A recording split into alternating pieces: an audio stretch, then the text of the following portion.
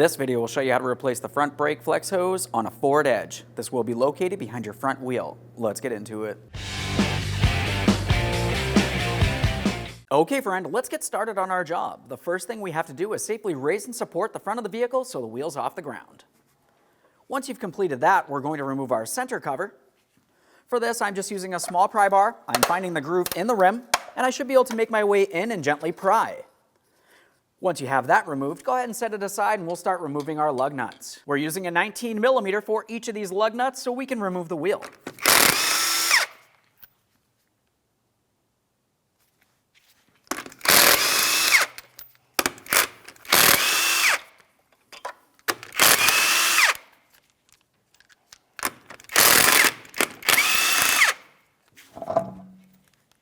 Now that we have the wheel out of the way, we have a clear view of our front caliper and our front brake flex hose.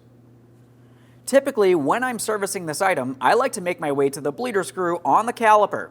I would turn this counterclockwise, fluid would start making its way out, so I have a collection receptacle and an eye protection. Now my bleeder screw is broken on this vehicle, so I'm going to go down to this area here, and I'm going to use an 11mm. This is the banjo bolt between the caliper and our flex hose. Now once I have this broken free, I can see fluid is starting to trickle out. This is exactly what I'm looking for. Now I do not want to have all the fluid make its way out of my braking system, so we're going to pause in this area. We're going to make our way into the passenger compartment and press the brake pedal down all the way down to the floor. Hold it there with something such as a pry bar as necessary. Now since my bleeder screw is broken on my caliper, I will be replacing this caliper. Now as you saw, fluid did make its way out of this area and it has stopped trickling. I have pressure on that brake pedal, so I'm just going to go ahead and remove my banjo bolt, separating my flex hose from my brake caliper. There's that banjo bolt. Typically more fluid will be making its way out of this area. That will typically be from the caliper itself. Now we can follow the flex hose up to its mounting point on the front strut assembly. Now up in this area is where we can see our 10mm headed mounting bolt holding our flex hose to the front strut assembly. We can remove that mounting bolt. Take hold of that flex hose. We're going to pull it out of position away from our front strut assembly. Now we can follow that flex hose up to its next mounting point behind the front strut, mounted to the body of the vehicle. Now up in this area, we can see where our brake line goes up and into the top of the flex hose. Let's use a 13mm to start removing the brake line fitting from the flex hose. Just going to try to work this back and forth. Of course, using some penetrant is a good idea. When turning this, we want to be careful not to be twisting our steel brake line. If you twist it, it might have restriction where the brake fluid needs to flow. As you start removing this fitting from the brake flex hose, you will typically find more fluid makes its way out of the flex hose. We have our collection receptacle under here.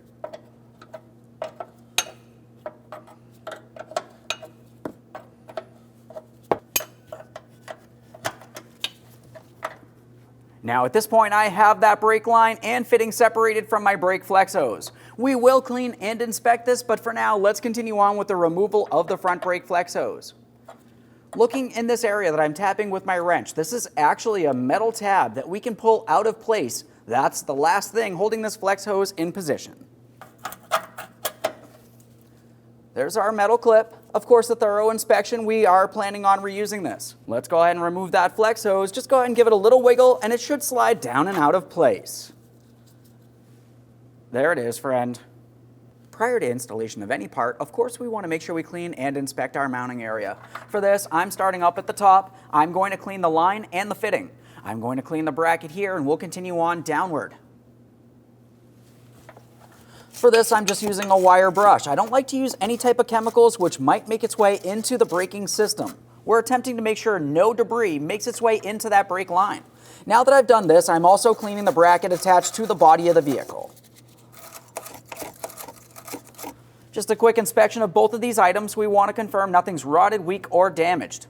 Let's make our way down to the front strut mounting point. On this area, we need to make sure that it's still in good usable order. It's clean. Now we can make our way down to the caliper. This is the next connection point for that flex hose. As far as the caliper, we want to look where the flex hose goes onto. Confirm that you do not see any pre-existing gasket. We never reuse these crush gaskets. So as I look closely here, I can see that one of my gaskets is still on the caliper, and this is common. A quick wipe with a clean rag. Once again, no detergents here. The caliper looks good. Now it's time for installation of our brand new front flex hose.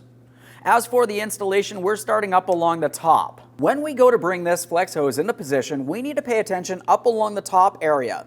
The top area will have one small flat edge here. It's not perfectly circular.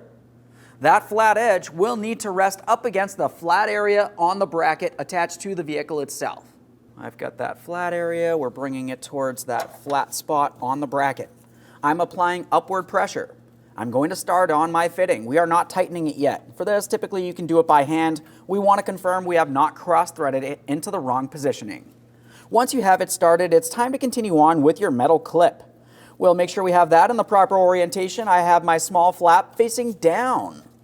Go ahead and press it into position. You could lightly tap with a small hammer if necessary. After completing that, go ahead and tighten that brake line fitting. We want to make sure it's nice and snug.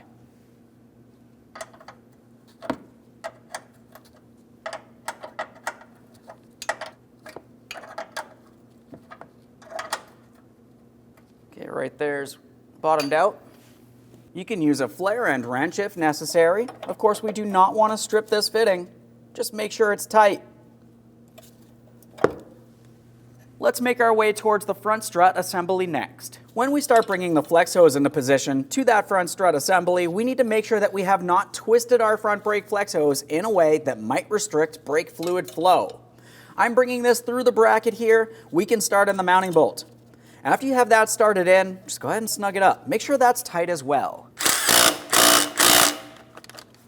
We can take the other portion of the flex hose and we're starting to bring that down towards the caliper next. Now it's time for installation of the banjo bolt holding the flex hose to our caliper.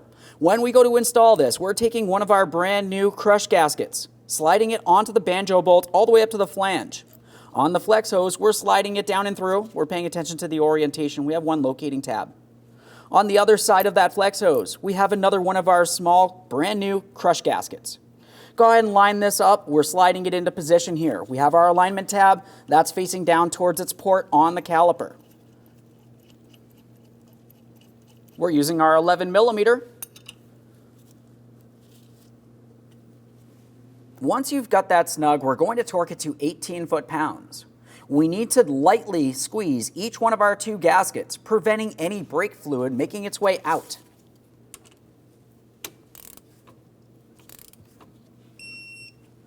There we are. Go ahead and take hold of the flex hose. Attempt to give it a wiggle. It should not move around in any way. We're also double checking just to confirm we have not twisted our flex hose in a way that might restrict brake fluid flow. Now it's time to perform a gravity bleed. For this, make your way inside the passenger compartment. Remove pressure from your brake pedal. After you have that set aside, go ahead and pump up the brake pedal. We'll make our way back out here to our bleeder screw. On the bleeder screw, if you happen to have a bleeder screw cover, you can go ahead and remove that. I'm going to be using an 8 millimeter for this particular bleeder screw. We're going to open this.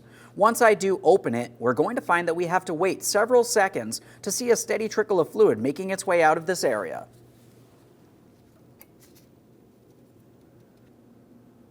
Now at this point, I've been letting this trickle for several seconds here. I can see that I do not have any more small air bubbles making its way out of the hydraulic system, so I'm going to close my bleeder screw.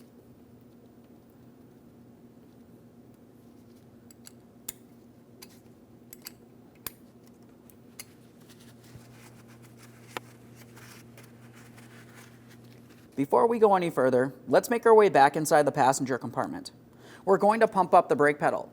We want to make sure that it feels firm, not soft and squishy. If it does feel soft or squishy, more than likely you still have air trapped in the system, in which case you would want to continue on with a manual brake bleed.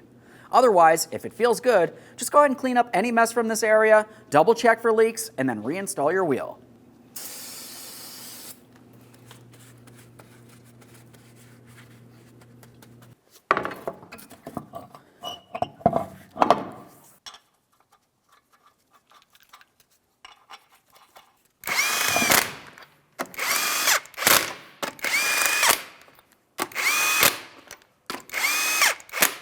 With the wheel back on the ground, we'll be torquing these in a crisscross manner to that 100 foot-pounds.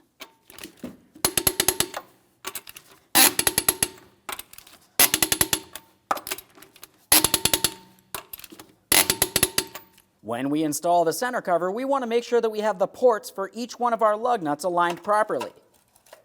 Tap it into position. Double check and confirm it's properly secured. Through this process, we will have to make our way behind the wheels to each one of our bleeder screws. You want to make sure that they do open, otherwise you need to service that. Once you've confirmed that your bleeder screws open, we're under the hood. Under the hood at the master cylinder, we're going to open up our master cylinder reservoir cap. Inside of this area is where the brake fluid's located. Let's remove as much of it as possible. For this, I'm going to use a fluid extractor. We'll recycle that fluid as necessary. Let's go ahead and top off that master cylinder reservoir with clean .3 brake fluid. You can use a funnel if necessary to gain access in this area. We're going right up to the maximum line. Now we can reinstall our brake master cap. Now we can continue on with the brake bleeding procedure. We're going to start at the passenger side rear. Now I have a second person inside of the vehicle. We're going to start bleeding the brakes. I'm on the passenger side rear.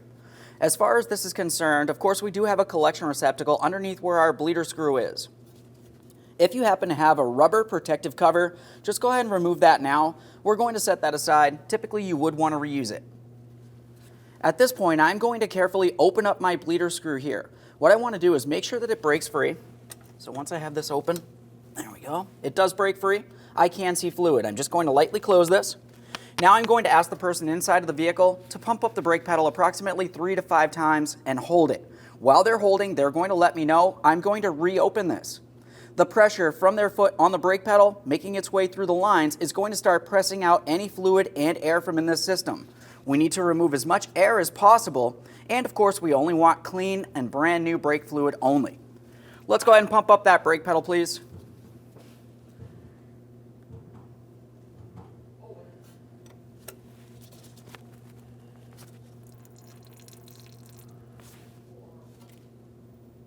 Okay, go ahead and pump.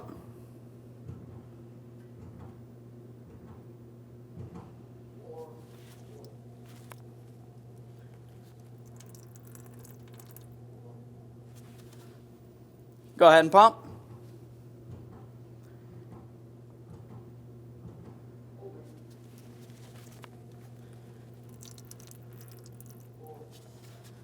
You can release, thank you. Now at this point, we repeated the process as many times as necessary. I saw that there's no air in the system and the fluid looked clean. At this point, I'm going to go ahead and clean up the mess here. I'll reinstall my protective cover. Make your way over to the other side of the vehicle, the driver's side rear. Repeat this exact same process. Once you've completed that side, there's no air and only clean brake fluid, stop at the master cylinder and top it off.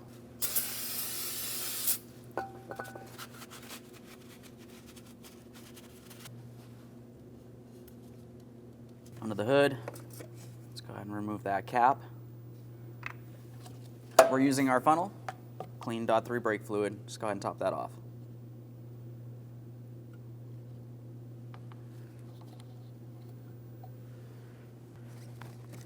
After topping off the master cylinder, we're at the passenger side front caliper.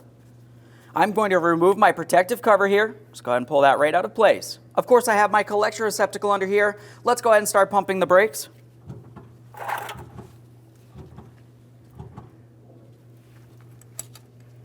$8mm wrench.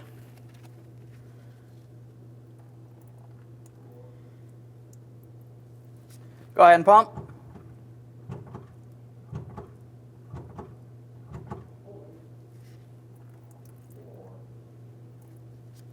Go ahead and pump.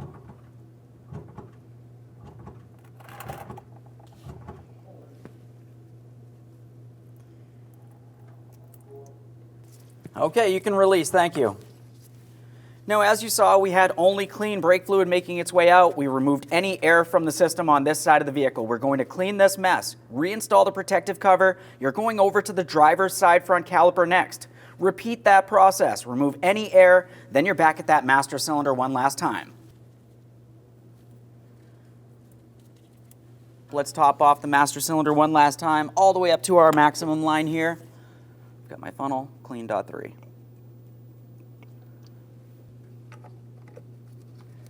Make sure that cover's nice and tight, clean any mess in this area. Okay friend, we finished the job. Now at this point, we need to just double check for leaks, confirming there's no hydraulic fluid leaks.